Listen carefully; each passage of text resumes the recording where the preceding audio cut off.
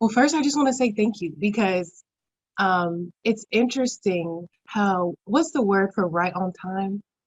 Accurate? I don't know. Serendipitous, maybe? Okay.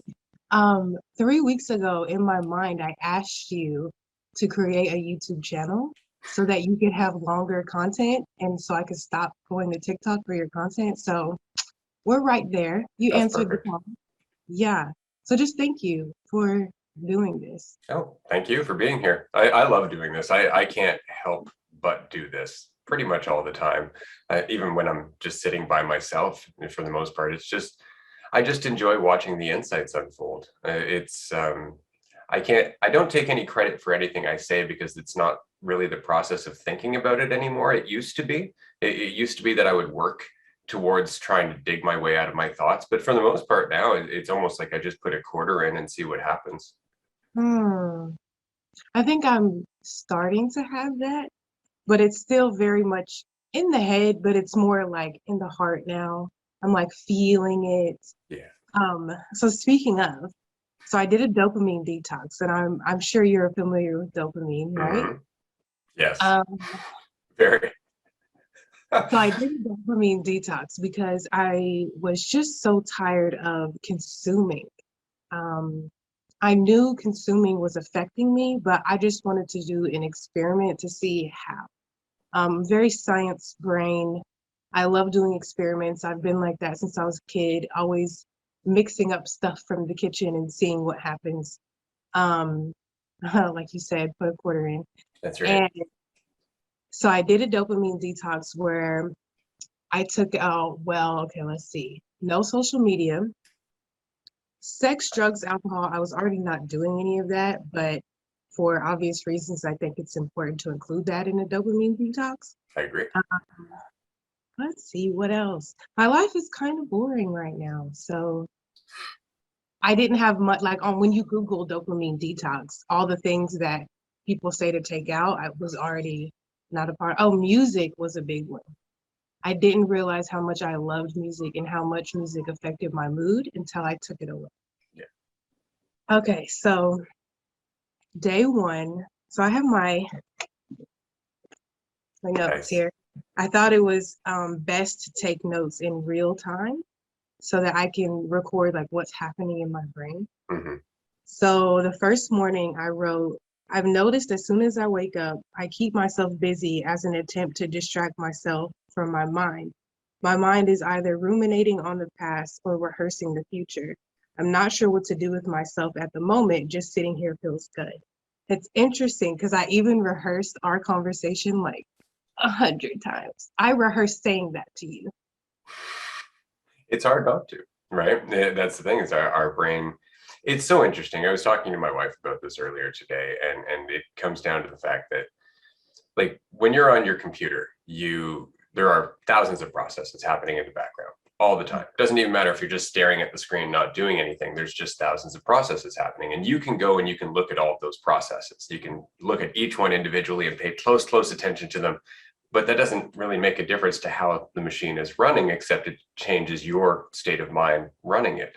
It's kind of the same with thoughts. All of a sudden, our brain starts to pick apart what might happen in the future. And it's doing that based on what it assumes about us. It's doing that based on what it assumes about the experiences we've had. And so it's trying to gain some context about what it's capable of doing.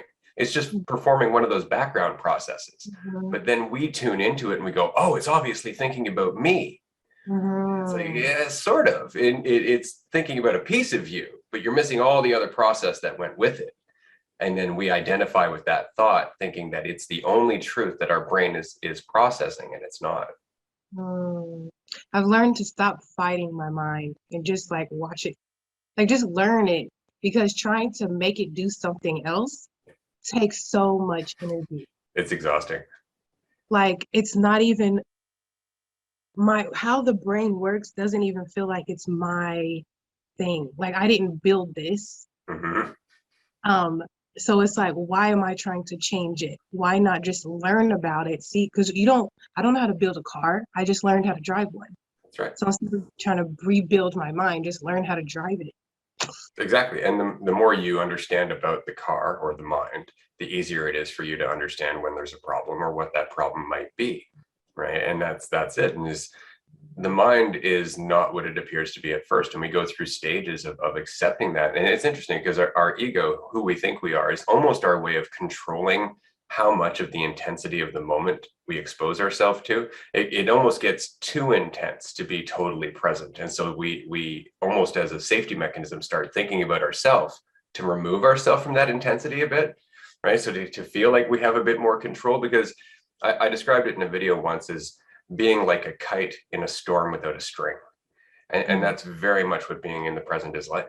You can only feel the wind as it hits you and adapt accordingly. You can't get any feel for where the wind is going after.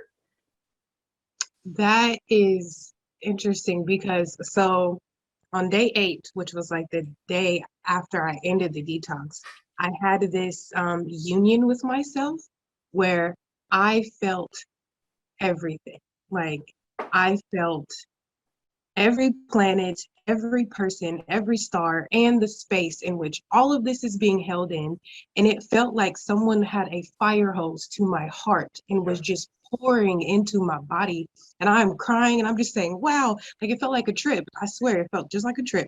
All the And time. and I was like, no wonder why you don't feel this all the time. It would be so overwhelming to feel like that all the time. Yeah. Well, and damn near impossible in the culture that we've created. You can't just walk around saying, "Oh my God, everything is divine," because people start looking at you like there's something wrong with you. And it's not because there is. It's just that they're in a state of mind where they cannot see what you see. It's like that quote that um, people who are dancing always look crazy to those who can't hear the music. Mm-hmm. Right. And that's the problem, is that we're seeing things because we're getting out of our own way. And then we're going to try and communicate that to people who don't realize they're in their own way. And so everything we say ends up becoming something that reflects on the value they think their thoughts give them. So everything is a threat to who they think they are. And we're saying, no, this isn't about you at all. Or rather it is, but not about the you think you are. This is about existence. You know, we're looking at what is, not what you think is. And it's like you're talking two different languages. Yeah, it's interesting. I keep saying it's interesting because it's like everything we say is the perfect segue to the next thing that I wrote down. There is no So, division. speaking of people who are unaware, I've noticed I have anxiety around people. They seem so unaware, just walking aimlessly. I hate when they don't look where they're going. They run into me sometimes. I wonder if I slow down, then I can see them coming and avoid their decisions. So later on, that happened at Walmart. Basically, like I'm at Walmart shopping, and this people like they're on their phone, they're looking up at the sky. Like I'm just like, you're in your body, but you're not like here at Walmart right now. You are on Instagram where you and I'm just I I try, in that moment, I'll be serious. My ego was so strong and like feeling superior to these people. Like, I know more than you know.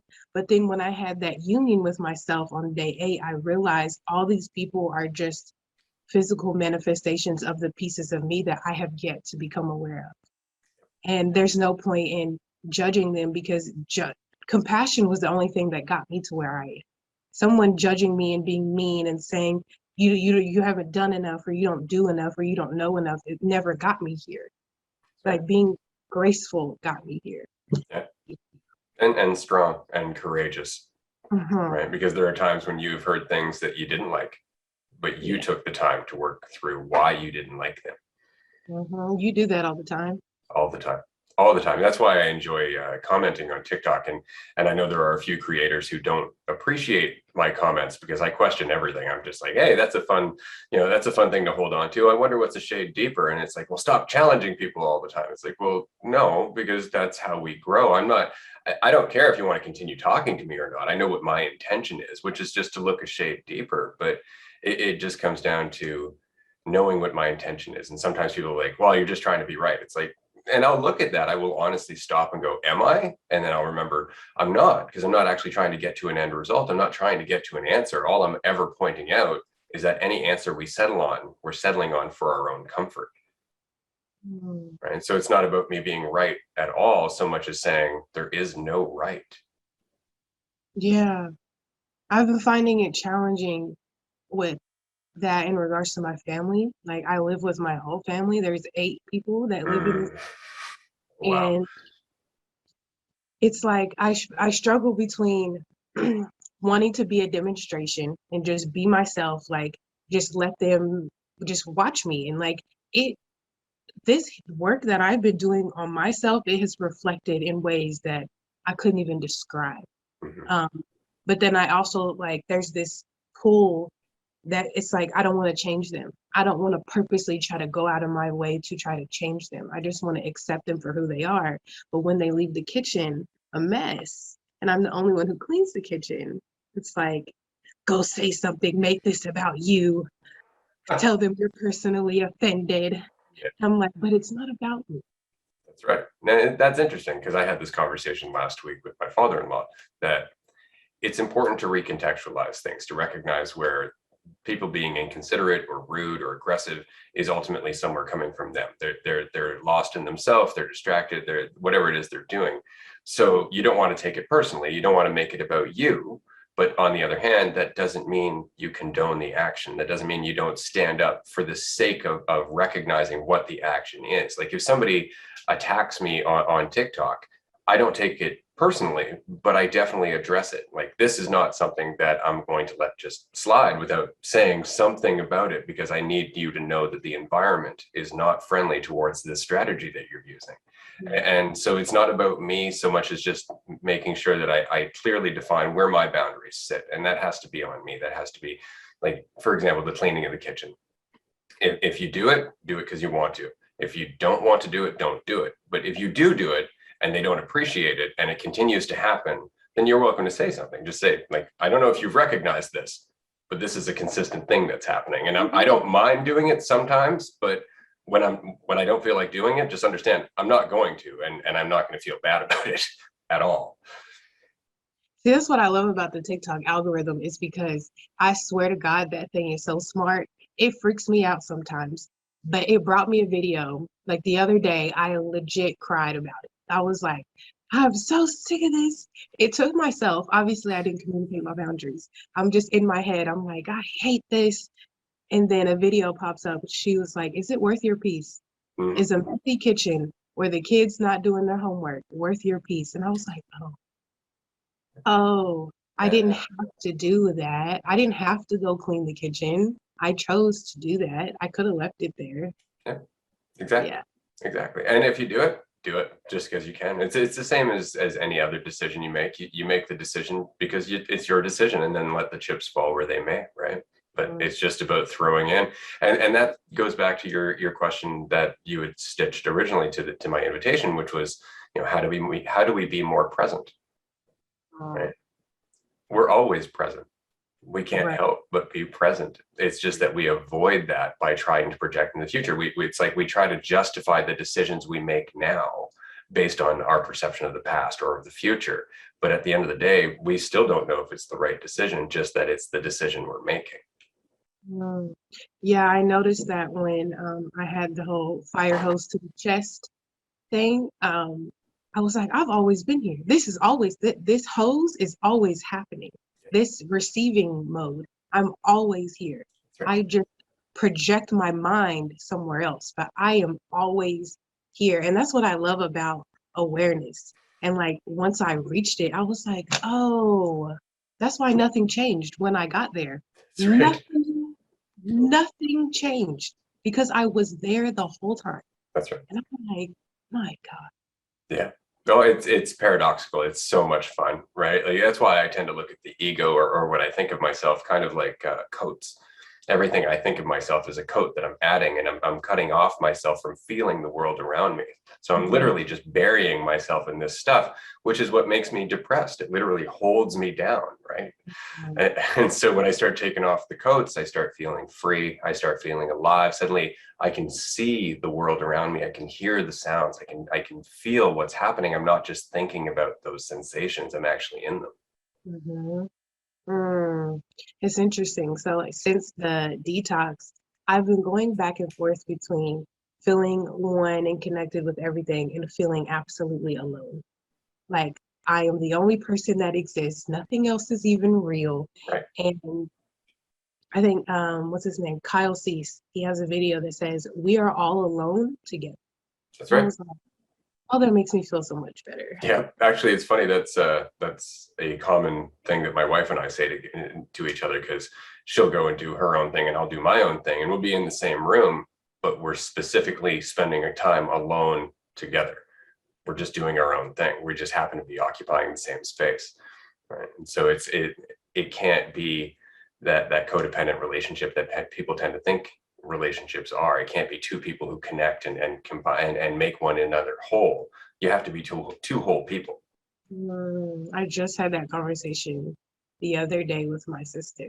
Like, so basically, she's in her last year of law school. She takes the bar in February, Wow. and I am taking care of her children while she's in her, so she can focus on this last year. And I told her, like, sometimes I struggle with, are we developing a codependent relationship? Like, am I helping a little bit too much? And then when I stop helping, you're just gonna fall. Like, I don't want that to happen. So we had to have that conversation. That's awesome. Yeah, it didn't, I don't think it went anywhere.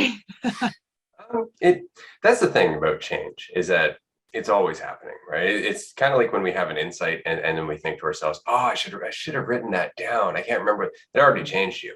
You've already changed, right? So even in those moments where we just have the talk, where we address what is, where we just have a recognition, just for right now, this is what's happening. Let's just, look at the elephant in the room and address it before it becomes something that we're not conscious of. That changes the path. It may not seem like those conversations go anywhere, but they do. If anything, it reminds both parties that the other party is exactly like them, that they have feelings, that they're interpreting what's happening, that they're trying to be their best self as well. And so yeah, we get so lost in our drama that we forget to come to terms and just say, Jesus, we really got attached to this drama, didn't we? And those moments clear everything. Mm-hmm. It's amazing every time. One time I had an argument. It was the most beautiful thing. I've like when people say instant manifestation, this is it. I said, the reason why I hate the way you talk to me is because that's how I talk to myself. And we never fought. We have not fought since that day. That's beautiful. Yeah. Yeah, everything's half-assed backwards. It's always the opposite of how we think of it.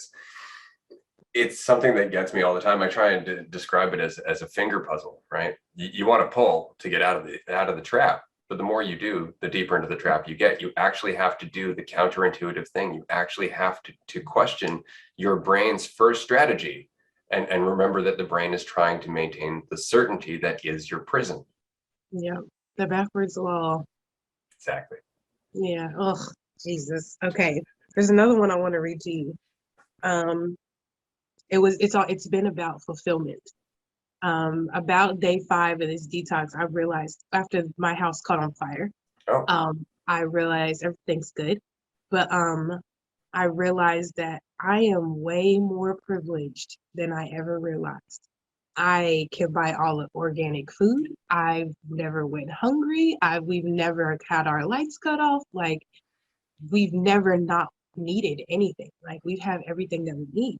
Right. And I realized I wasn't chasing money. I was chasing fulfillment. Yep. That's all that money is the promise of, is whatever you think you lack. Mm-hmm. Okay, so I want to read this one.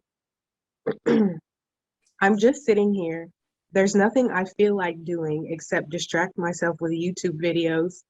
So I decided just to be here. Why does being seem so boring?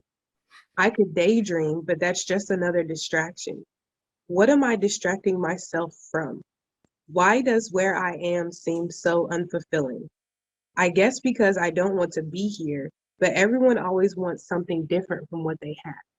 Why can't I just be happy with what I have and excited about what's to come, even though I have no idea what's about to happen next? Why do I seek constant stimulation? There's a lot to unpack right there. But yeah, that fulfillment, Yeah, I hear you. that need for more. Yeah. And it's directly tied to the thinking about ourselves. Because as soon as we put ourselves as a thought, we're separate from reality. And as soon as we're separate from reality, we lack. Yeah.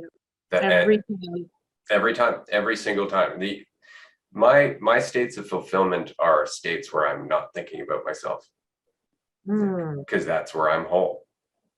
Until I divide myself, I'm whole. Right. And then it's just getting used to that. And it's very much like getting into a pool where you're not used to the water, the temperature of the water. You're like, that's uncomfortable. Right. And then you get in and you have to sit there for a bit and then you adjust and you're like, actually, this is really nice. This is refreshing. But it takes that time, that period of discomfort, which is why when a lot of people start getting past the carrot and the stick phase, where they stop chasing fulfillment or running from punishment or running from unhappiness, they get to this place where they're neutral. They don't know what to do. They're like, why should I do anything? I'm not trying to chase anything. And it's like, because you can. And that is such a different way of thinking. It's because you can pick a direction, go and make the most of it as you go. It doesn't have to have an end result that's going to make you more. You're already what you need to be. Now enjoy it. Right. And that's something I found really helped. I really learned that as I was teaching my daughter. She's homeschooled. And so when she was growing up, it was difficult for me to understand how to motivate her at first because I was educated with reward and fear. I'm either going to pass or fail, and my whole future is going to depend on it. And for her, I didn't use that. There was no testing, there was no grade. She was homeschooled. And so it's like, well, how do I motivate you? And what I ended up finding was just by being me, by being enthusiastic about my own learning process, by being enthusiastic about the things that I was getting out of the process of teaching her as well. And so she started to see me growing as a person, and she started to see the value in that. And so now she decides what she wants to learn. She goes in a direction, and then she comes back and she's like, I started thinking about myself here, and I started doubting myself. And I really noticed I was comparing myself to other people. And at 14 years old, this is just blowing my mind because I didn't get that until my 20s at all. I was totally lost in the idea of who I was. So it's interesting that it's like you were saying with living with your family. All we can do is focus on our own path, and people will either learn from that or they won't. But what's interesting is that sometimes we start trying to be an example, thinking that what we think is an example is, but we're not being, because we're still trying to teach. And so the impact gets distorted. It really has to be all about me. And it's so funny to talk about that, because immediately people are going to go, oh, he's talking about his ego. It's like, really not. I'm not. I'm talking about the only thing that I know is true, which is my existence. I have to be true to that.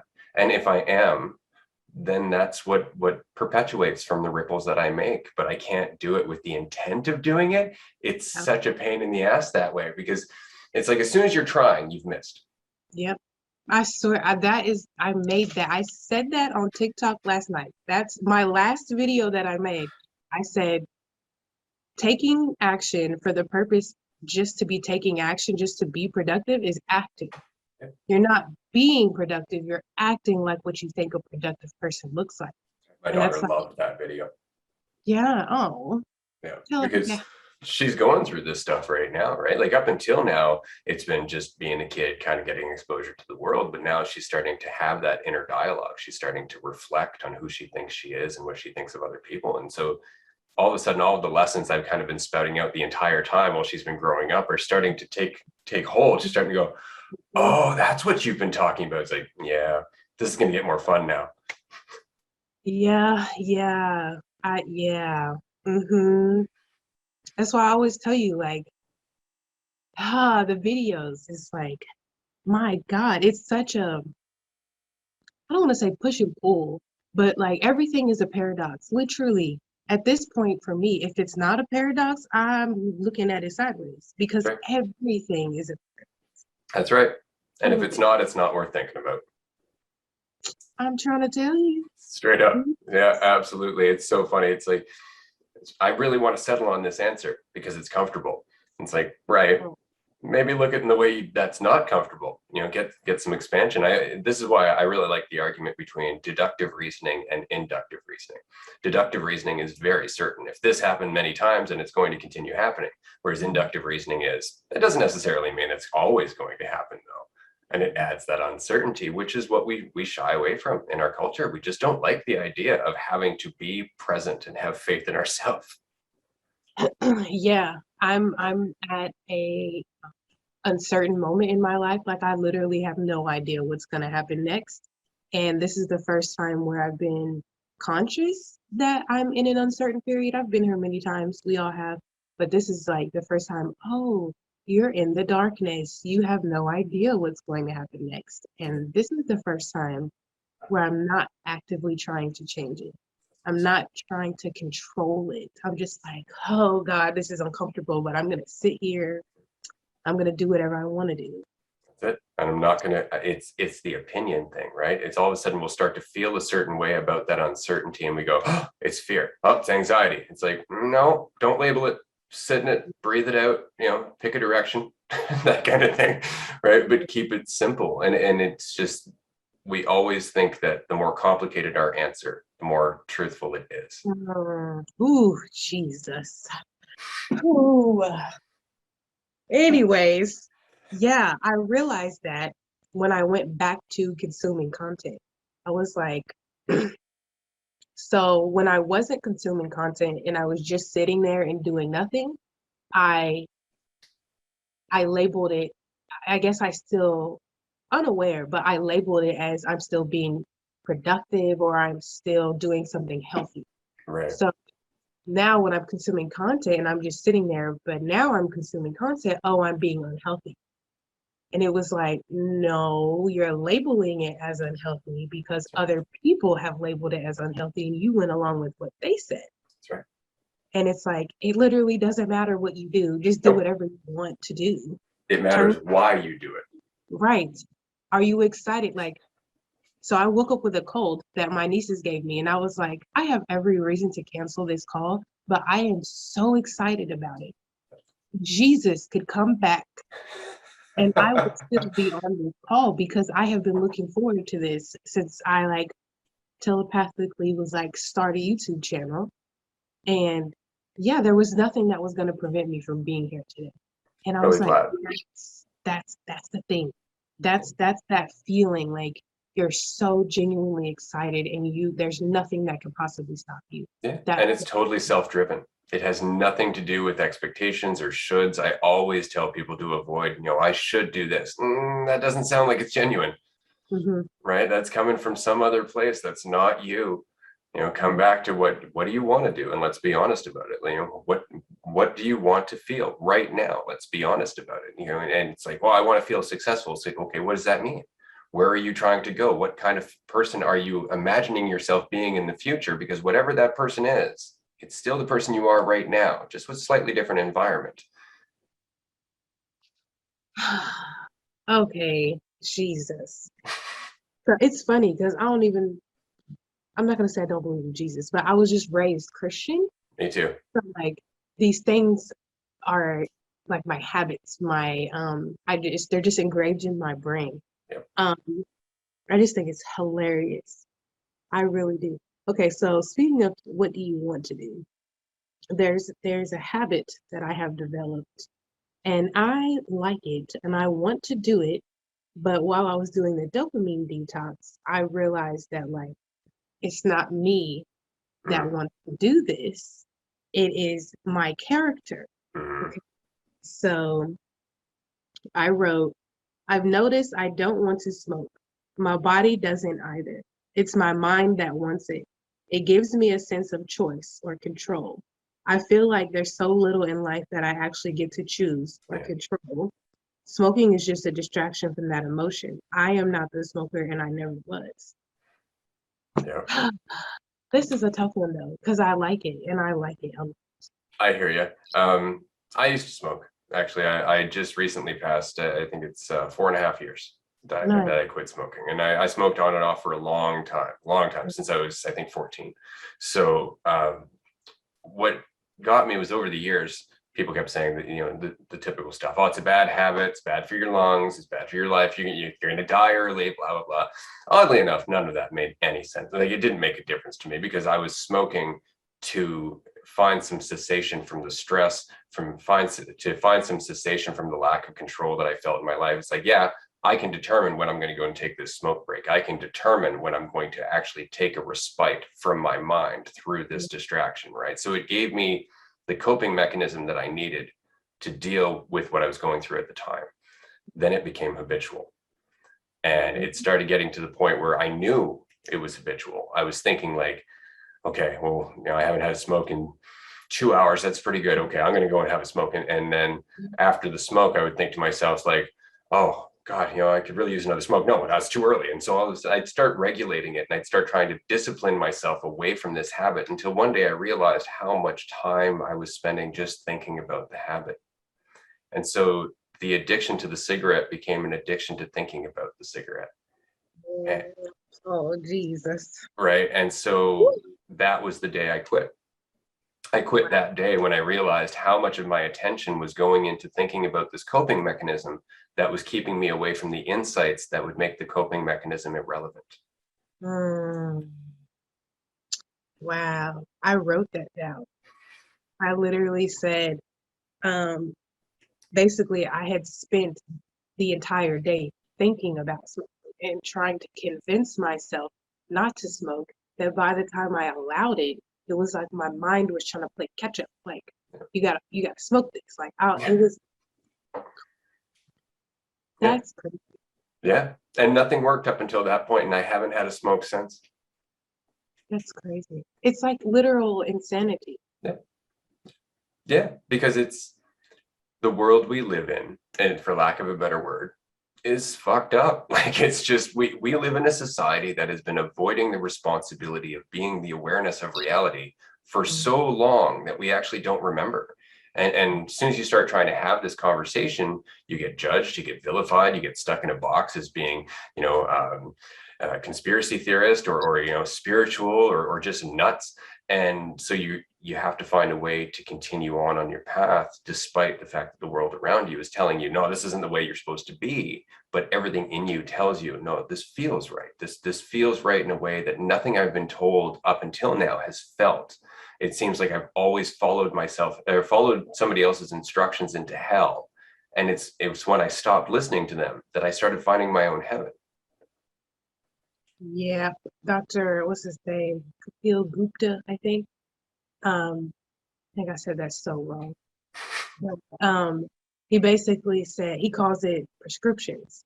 So it's like we're all just looking for prescriptions. We're all just looking for someone to tell us this is the right thing to do, and that's complete bullshit because it doesn't exist. You are the only person who can tell you what's the right thing to do based upon how it makes you feel. Yeah.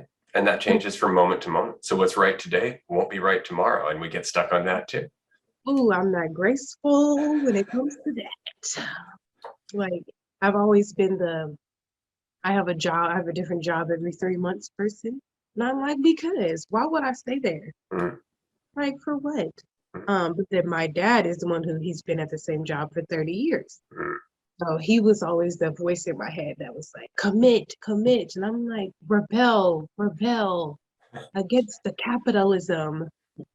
And it doesn't even matter. Nope. It doesn't matter at all. The fact is that if that's what you're going through right now, it's because you're adapting to the world as it is now, as opposed to the world your dad grew up in, because the world is very different when it comes to the economy, it comes to employment, it comes to, your job prospects or stability as a whole. It's not that you can get a job for a company and reliably work there until retirement anymore. That doesn't exist, right? So we adapt and we move from place to place as needed. But what's interesting is that I did the same thing for years. I've done every job I imaginable, from digging ditches to managing a bank. Like I've been everywhere. And in that time, it always felt like every time I left a job and went to another one, it's like, oh, I'm being transient, I'm not committing, blah, blah, blah. Years later, every job I've had since then has been rewarding in a way that it wouldn't have been had I not learned about myself in that way. Like I posted I posted an old video for myself back in 2005 about like really long hair. I had just come out of the forest and whatnot. And somebody wrote like, what does a person like this even do for employment? And so I wrote back, I'm like, actually, I'm sales director for a large company that deals with agricultural technology. And they just went silent. And it's like, right, stop assuming. Just because somebody took a different path at one point in their life, that doesn't mean that they have less potential as you. It just, if anything, it means they're seeing things you haven't. It's funny that you went to the forest because I was at a point where like I was so sick of life. And I was like, Dad, I'm about to pack his backpack. I need you to drop me off at the forest. I'm about to just go out there for a week. Come get me at this spot in 1 week at 2 o'clock. Not that I would know 2 o'clock, but anyways. And of course he talked me out of it. But that's what I love about remembering that I am every person is because you experienced it, therefore I did experience it. I may That's not right. exactly remember, but I just have peace knowing that you did it, and I Yeah, don't necessarily have to now. absolutely. And it's funny, I say this to everyone. Every time you face something in yourself, you make it easier for me to do so. Because there's Mm, no division. There's no division. We're all one awareness working through the same stuff. We're just working at it from our own angles. We're working at it from our own context, right? But it's the same awareness. We're still the same thing. And this is why I enjoy what's happening in the world right now, TikTok and otherwise, is the fact that we're seeing two things happening. We're seeing the polarity of duality expand to the point of absurdity. And on the other hand, at the same time, we are seeing a significant portion of us return back to the recognition of unity and not participate in either pole. So it's weird how we're pulling away and pushing back towards center at the same time. that's just life. Like I've just come to be like, yeah, okay, that makes more sense to me now than going left or right. Being both makes way more sense now than choosing sides. And I remember, so like, I don't like this word, but I started my spiritual journey 4 years ago when I left my very young marriage. I got married when I was 22 and was divorced by 24. And that's when I was like, I'm going to choose me. I'm choosing myself. And then I went through this whole thing where I just replaced my ego with the mask of a spiritual person. Now I'm a spiritual person and I am better because I meditate and I'm vegan and I'm all these things. Right. And like nothing, no matter what I did, nothing changed until I pushed everything, all the noise out and was like, okay, something is not clicking inside of here. And I don't know where you are. I don't know I mean, even like, okay, tripping on psychedelics, even that didn't change me. Like, I kept looking to something outside of me for an answer. Yeah. But it wasn't until like I closed everybody out, I stopped listening to everybody and was like, what's going on in here? What is screaming at me that I'm just refusing to listen to? And it took months. I was like, my God, I've been ignoring myself for a very long time. Yeah. Like what you said earlier about avoiding the responsibility of awareness. I had been doing that for so long. My awareness had so much to show me that it took months Yeah. being a hermit and being in solitude just to sit and listen to what was going on in here. Yeah. Psychedelics are interesting that way, or even near-death experiences, moments where all of a sudden we get drawn right out of our illusion, and when we come to terms with the fact that, oh, right, this is me at the center of all this, because that's really it, right? We suddenly realize we've always been living in relation to our assumptions of the reality around us. We've always been connected to them in some way, and we're never bringing it back to ourselves, right? But then we have those moments, and we have just mad amounts of insights, which are fine. But then we go back to our day-to-day life, and we have to apply those insights. So and depending how deeply we went into the insight, it's almost like it takes more time to unpack it through our life experiences. All of a sudden, we have an insight where it's like, I'm everybody. And then somebody comes over and says, you're an asshole. And we go, maybe not that guy. Yeah. Right. But so we have to apply it and keep trying to work away what we think we are until we can get back to that point where we see that unity again. But it's so interesting how moments of clarity play out over time until the confusion wears away, so you get back to that moment of clarity. Yep. I mean, that's basically what happens to me. Like when I trip, I have this whole freaking moment of clarity, and then I actually have to live it out in slow motion after. So it's like that moment where I came into union with myself, the fire hose to my chest, I've realized that every single trip, okay? Every single time. It was nothing new. But the problem was I was crediting the mushroom for that Yeah. insight and not realizing it was me. And even this realization I've had on the mushroom, but I credit because I'm giving the credit to someone else. I'm not accepting that it's me. And it's just, oh God. One thing that dawned on me when I was younger was that, and it helped, that being high is synonymous with being relaxed. And that's really all that's happening on mushrooms is we're in an extreme state of relaxation, which means that everything that's accessible there is accessible now just through relaxation. Problem is we always try to get there. We always have an effort to get back to that state where we're so clear, and the effort is what's keeping us in the fog. So it's paradoxical. But psychedelics are good that way though, because they cut your strings. All of a sudden you're sitting there going, I know I normally think of something. I know I do.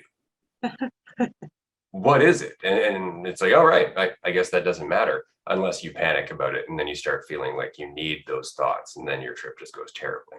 Yeah.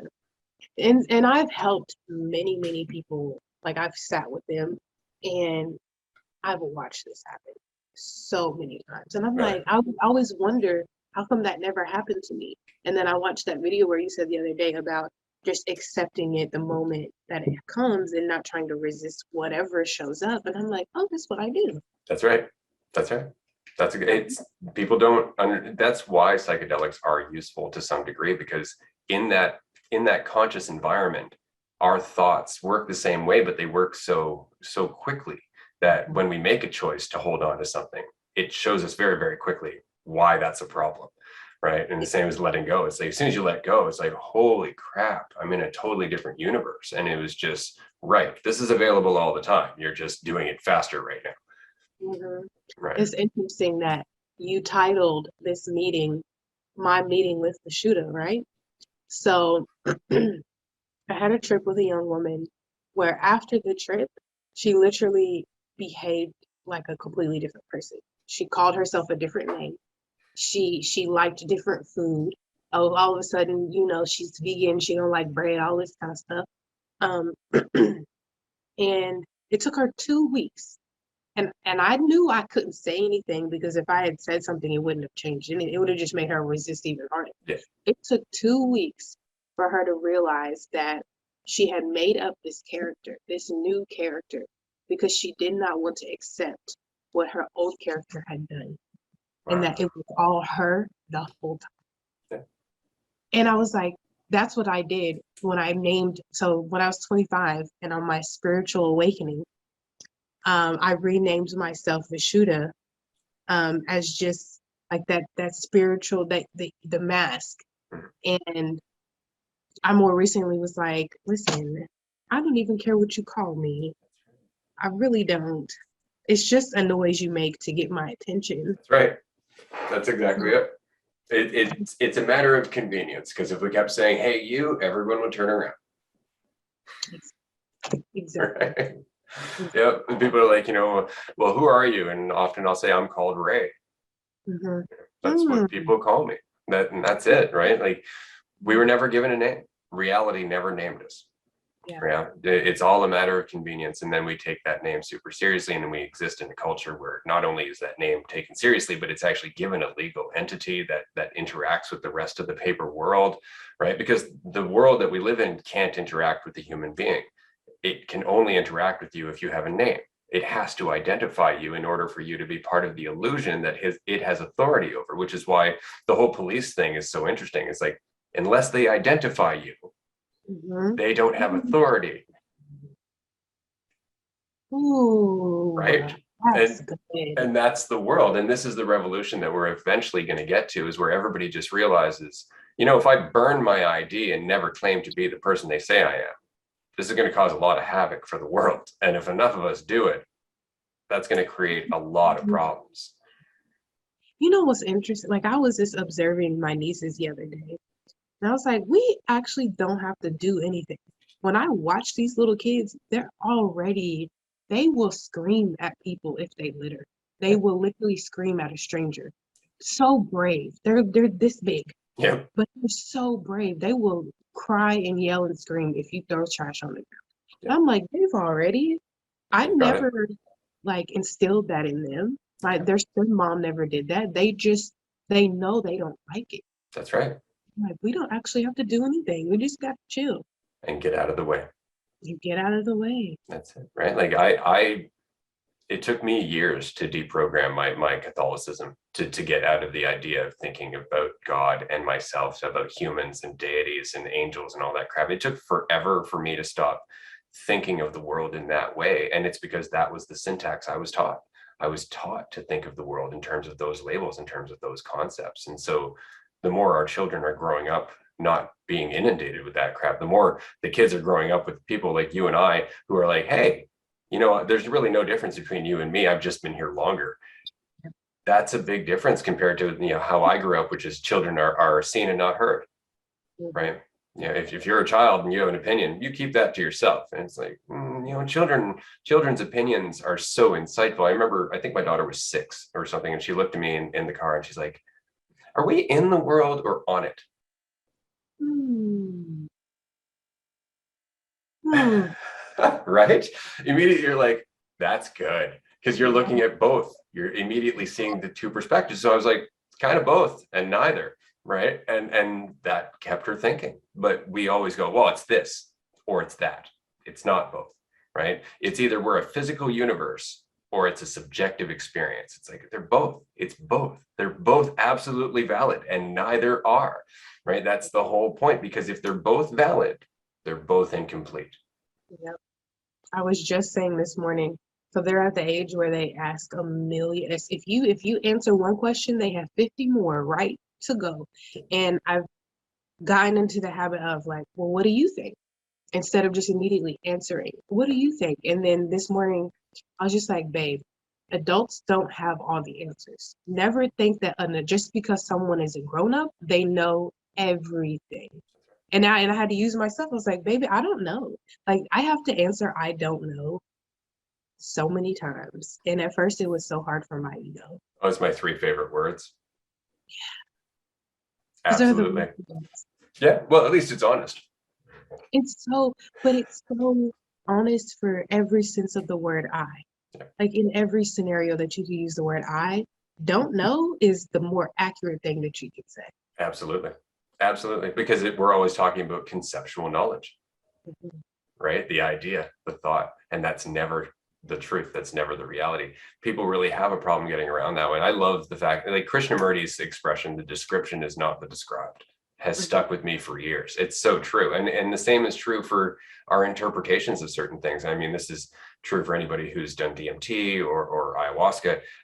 When you start seeing angelic beings, when you start seeing aliens or technological elves, whatever they might be, your brain is interpreting your experience according to concepts that it's familiar with. It's not that's not what you're seeing. That's just how your brain is able to rationalize the experience, right? So you see angels because you've been exposed to angelic symbols in terms of representing that part of consciousness, right? I remember I was in a trip with an old friend of mine, and we've known each other for years. It was probably about a decade of a friendship at this point. And in the middle of a trip, all of a sudden I start seeing these symbols going through my consciousness, all demonic symbols. They're all like the pentagram, the goat's head, the whole bit. And at the exact same time as I'm seeing that, my friend of a decade suddenly thinks that I'm a narc. He suddenly thinks I'm a cop. And it just played out that way. And it was so interesting to see how our symbols reflect our different parts of our consciousness. But then we start anthropomorphizing them. We start giving them actual human characteristics, like, oh, it's the devil. It's like the devil's just a reflection of parts of our consciousness. It's just, somebody asked me the other day, why is there evil in the world? And it's like, evil is just the part of consciousness we don't understand. It's like we don't see its role within the whole, and so we vilify it. That doesn't mean it is evil. Yeah. I do that when it comes to dreams. Do you know Bashir? Yes. Channel by Daryl. He basically said the same thing when it comes to dreams. Like, say you're riding, I ride in school buses a lot in my dreams. He's like, your brain is interpreting this as a school bus because that's how you rationalize this type of large vehicle that can travel. Really, you could be in a spaceship, but your mind isn't ready to accept something like that. And so anytime I have dreams, I have dreams every day, but I wake up and I just sit there and I go over the dream and I be like, hey, what does that represent to me? So what else could this be? And I don't like pick anything, but I just go over like, okay, this could be this or this or this or this. That's right. Never settling on an answer. But I love the word interesting because it's decidedly ambiguous. It doesn't actually sit on anything, right? It's like that is worthy of interest. Yeah. That's it. Yeah. Yeah. I use that word a lot, huh? Huh. Me too. My wife, it drives my wife nuts. She's like, what do you think of this? I'm like, it's interesting. What does that mean? Right. Right.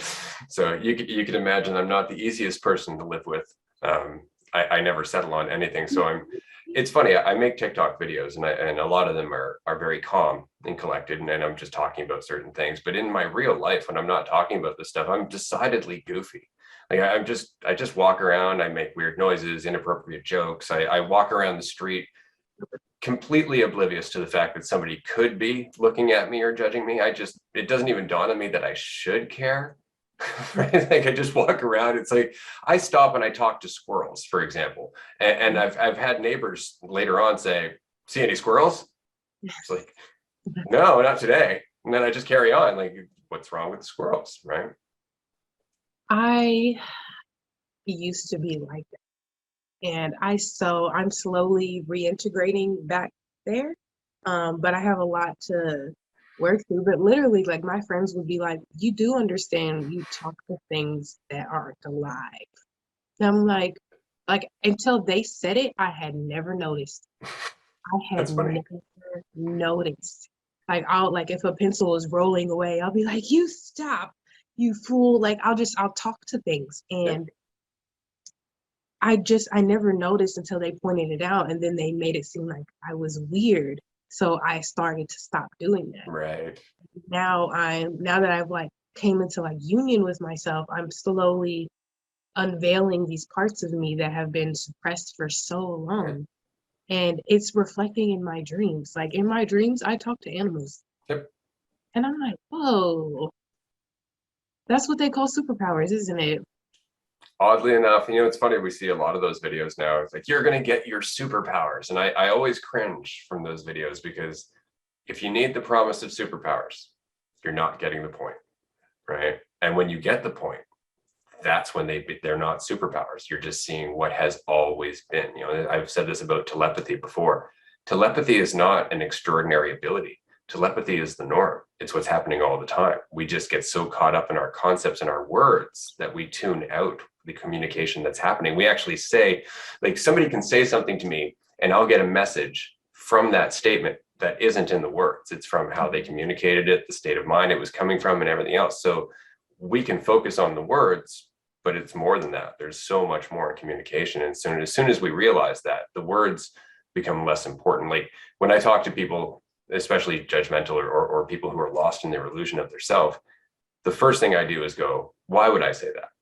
What would I be getting? What would I be getting out of that statement? What would I be getting out of that assumption about this other person, right? And that often reveals who they are right away. You realize, oh, that sucks, and then you immediately show some empathy, not because it's the right thing to do, but because you feel empathy. And so empathy takes its own action, right? And we always get caught up in thinking there's a certain way that spiritual people act. It's like, no, that's not the case. People act in a genuine manner, or they act according to, a role that they think they're playing.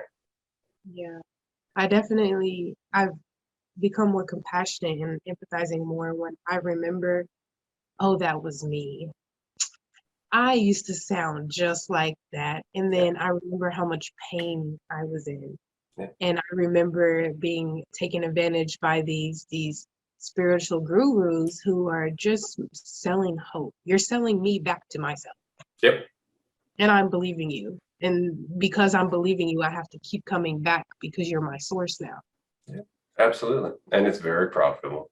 Unfortunately, it just doesn't help. When I was life coaching, I would always tell my clients, my goal is to never see you again. I want to get you to a point where you don't need me and you never ever have to come back. Not that I don't like you. I just want you to be happy. I want you to be good with being who you are, regardless of what you're going through, and know that you can get through it. Mhm.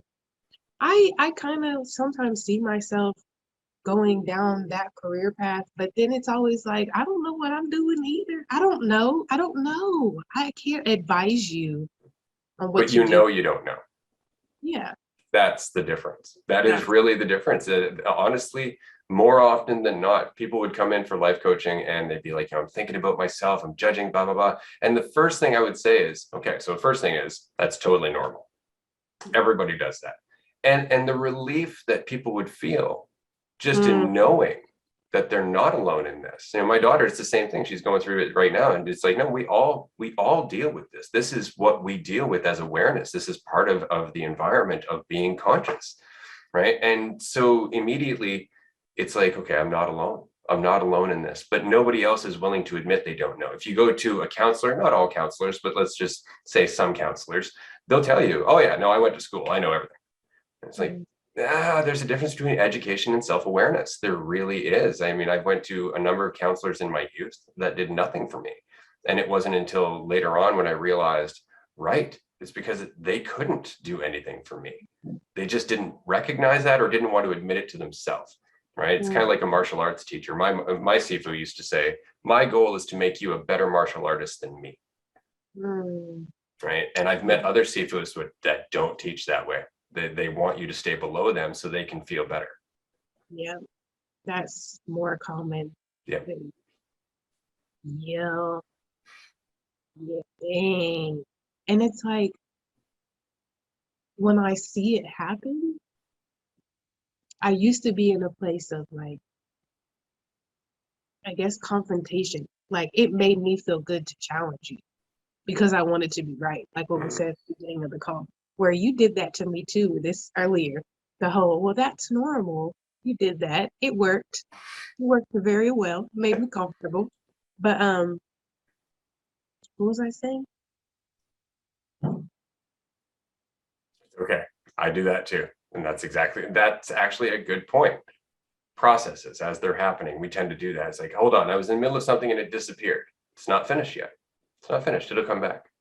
And I often find I do that now, whereas before it used to really frustrate me when I couldn't find the answer. I will just go, yeah, I'm just going to let that process. I'll come back and it'll pop up later. And it always does. It always does. Or I have an insight that makes it irrelevant, but it's one or the other. Either the answer comes to me on its own, or I realize that I was thinking about it the wrong way. Wow, like I really understood what you just said. It's even though it's not in the front, it's in the back, still going. That's something I learned on the dopamine detox. There's so many TikTok songs going on in my head right now. It pissed me off. I swear, it made me so mad. I was like, I can repeat every single lyric of like 15 songs. Yeah. Oh yeah. I still hear jingles from commercials from the 80s. Yep. Right. They're all still in there for sure, because it's all still in there. And this is what I try to communicate to people when they're like, well, I only feel this way. It's actually all those feelings are available right now. It's not like you have to go through the process of sadness to fulfillment. They're both available right now. If you can just understand why you're attached to sadness and let it go, you'll find that you can choose any direction you want. Right. But it's the idea of, no, there has to be a process. There has to be like a healing journey from one phase to the other. It's like at first, yeah, until you realize they're both available now. And the only way I was able to realize that was by creating free space in my mind, by resting. Like someone said the other day, you're not bored, you're resting the way your ancestors weren't allowed to. You're not bored, you finally have free space in your mind that was previously filled with people and their bullshit. That's right. I'm like, oh, that's what this feels like. Like having a party where all of a sudden the house emptied out and you're just on your own in the room. Yep. Ooh, I flashed like Will Smith when he was in the house, all when the house was all cleaned out. It was just him. Yep. Yeah, that's what that feels like. That's exactly what that feels like. And now I can put whatever I want. I can move to a different house. Like, Yeah. yeah. Yeah. I Freedom. realized that during my 10-gram trip. That's like the biggest dose I ever took. And I realized that my imagination is just as real as I am. Yeah. Oh So yeah. why do whatever you want? That's right. That's right. Like why use it to not feel good when you can use it to feel good? That's right. That's exactly it. And if people understood the power of their imagination and their dreams, they would find everything they need to heal in themselves, because our imagination is our access to everything that could potentially exist in creation. We can access experiences and situations that we don't have access here in our physical world or here in our current incarnation, but we can access them within our awareness and learn from them. And we cut that off by saying, oh, it's just a dream, or oh, it's just imagination. It's like, but when you're in it, if you're committed to it, it's just as real, right? It's It literally feels what you experience. yeah. Do you lucid dream? All the Or time. you like, All the time. I don't actually man, feel like I sleep anymore. I lay down, I close my eyes, I go somewhere else, and then I come back. see, I had that for like a few months where that same thing, like, yeah, I don't sleep anymore, I just go somewhere else. And I call it half lucid. Like I feel myself actively making decisions, whereas previously it just feels like watching something, but I'm still not fully aware that this is not reality. Mm. Um, which to me it's like, well, there's no need to think that way because it is reality. So maybe I really was lucid dreaming, You were? but I don't Absolutely. know how to get back there. I feel Mm. like you're gonna say because you're trying to get back there.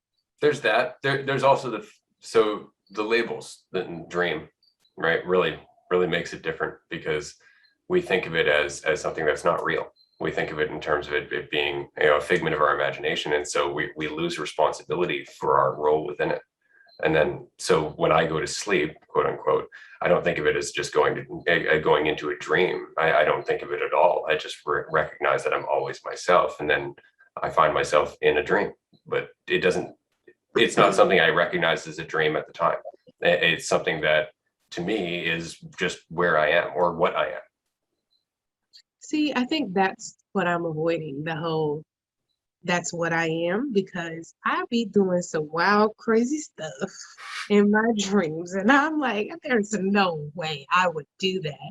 Yeah, you would. Yeah. You've done it Under the before. right conditions, in the right circumstances, in the right mentality. That's why we can't ever judge, right? It's like, oh, I would never do that if I was that person. You would, because that's what they're doing. It's exactly what you would do in that condition.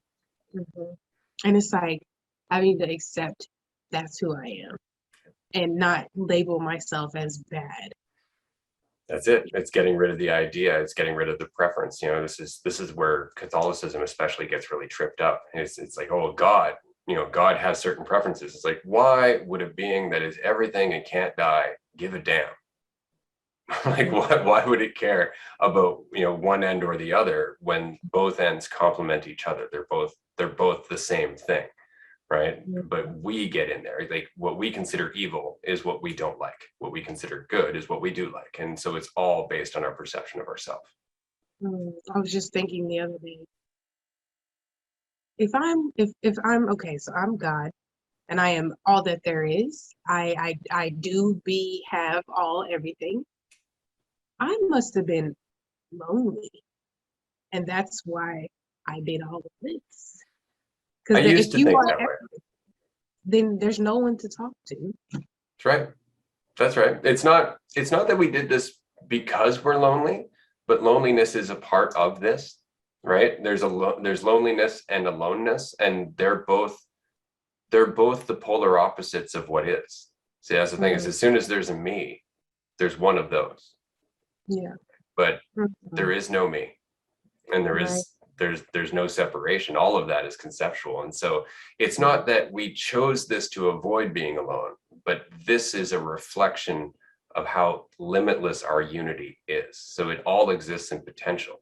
We think it's real because we're experiencing it. But the fact is that this moment and every other moment always exists within the potential of here and now. It always exists. This lifetime will always be. It's interesting because I do remember what I said about I keep going back and forth between unity and loneliness. I think I wasn't accepting loneliness as a part of the unity. Like it's all the same. Yeah, it is. And this is why I made a video saying that your recognition of unity will always be limited by your resistance to being alone. And that's exactly what I meant. Because to be one is to be whole. There is no one else.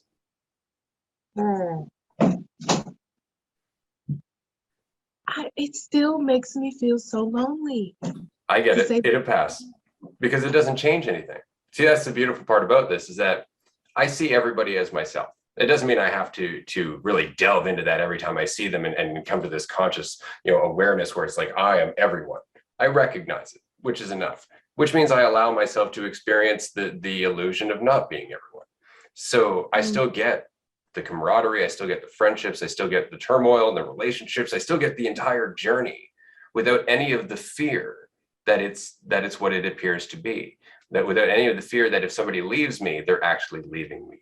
Without any of the fear that if someone should die, that they've left me for good, because it's all me. So I don't in any way worry about any of those things because it's just perception. Right. It reminds me of the video you made about something about Jesus and how you said he realized that he is God and the character, and they're both equal and important, and it doesn't matter which one you're being, they're the same thing. But I think what happens is sometimes when I'm so deep in one, I forget about the other one. And then that's when I start to feel weird. So I think it's just balance. Don't forget. That's all it is. Yeah, that's all it is. And that's a sensitivity thing. That's not something that we can get through discipline, and people try, right? It's like, oh, you got to meditate this many times a day. You got to do yoga. You got to do it. No. You got to find your own way. And that's going to come through your day-to-day experiences where you feel yourself being, pushed off balance, where you feel that distortion and that sensitivity. You have to be present to feel that. That's one of the things I really enjoyed in the style of Kung Fu that I learned, was that it's a conceptual martial art. So you just make contact, and then after that, it's just what you feel. You're not thinking about what move comes next or what if they do this. It's all sensitivity. And in that, you learn to quote unquote listen, which isn't conceptual. It's just being still in that moment with that person. And then you move accordingly. And so you learn faith in yourself, right? And that's what this path is just keep going. Recognize when you're off balance, recognize when you're committed to an illusion, and you'll keep getting better at doing that until one day you don't get stuck anymore. Yeah, that's interesting. I've been like I've been doing Qigong in the morning, and I love it because I'm so focused on my body that my mind can't even it's just quiet because I'm not even focused there. That's right. And that keeps me present, but I feel like I'm trying to do it, like I said. The only thing that I have that pulls me into the present moment that I love to do, I could do it all day, every day, is this tea. It seems so simple. And I wasn't giving myself permission to let it be that simple. Right. That's it, right? It's like the Zen expression that was it, enlightenment is being able to drink tea from an empty cup. Yeah. That's exactly it. Yeah. No, yeah, I've really enjoyed this conversation. I do have to wrap up because my wife is coming to pick me up. But do you have anything you'd like to chat about quickly before we end? We got about 5 minutes. I just want to say one more time, this has been a great conversation. I knew this would go as it has, and I'm really glad that we had this opportunity. I think that's why I wasn't nervous. I'm just about to talk to, I call you friend. Okay, here's a funny story, but I've been meaning to tell you this story since we met. you were one of the first people to follow me on TikTok months ago before I even had videos of my own.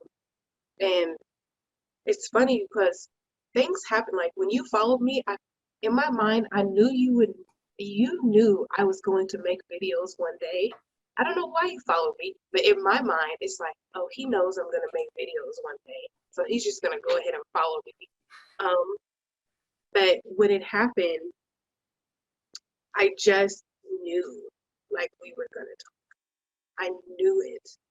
And you know how like when two people follow each other, it says you're a friend? I didn't know that was a TikTok thing. I thought you did that. So that's why I call you friend, I love because it. I thought you did that. And because it's, being new to TikTok. So I kept calling you friend. I was like, I'm going to know his name and we're going to have a conversation. And now we're here. Yeah. And we'll do this again if you're down. Yes.